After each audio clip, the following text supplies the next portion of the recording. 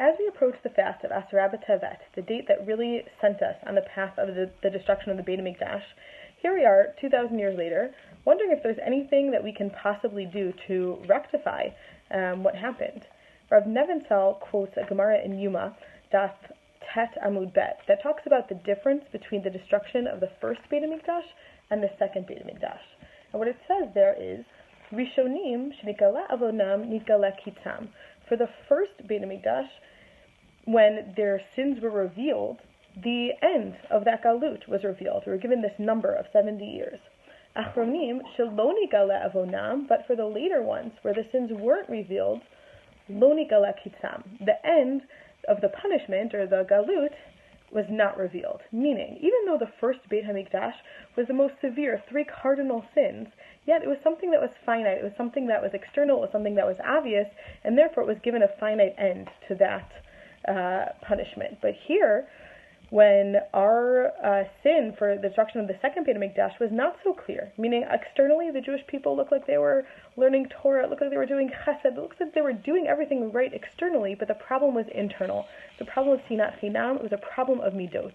And because of that, where the exact pinpoint of the sin is not something that can be identified, so the end of this punishment is not identified. And here we are, 2,000 years later, trying to figure out what exactly we can do.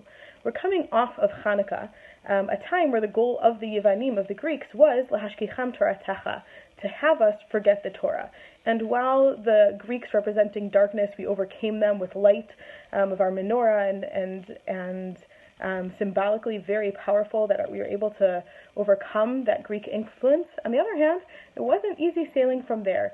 That influence that they had through their gezerot, etc., it did leave effects. After that time period, we see the influence of the Tzedukim and Baitusim, these fractions of the Jewish people who didn't believe in the oral Torah. We also see the start of internal machloket that begins with the first machloket of Yossi ben Yoezer and Yossi ben Yochanan, and continues on through Shammai and Hillel, who had 3 machlokot, and then ultimately their students, who had so many machlokot that it says,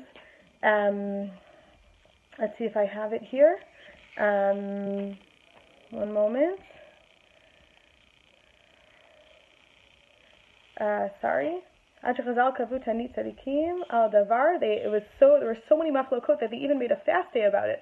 It was as if the Torah had become 2 Torahs because of the numbers of machlokets. Because they didn't follow the example well enough of their teachers. Rabu machlokot b'Yisrael. There were so many machlokot.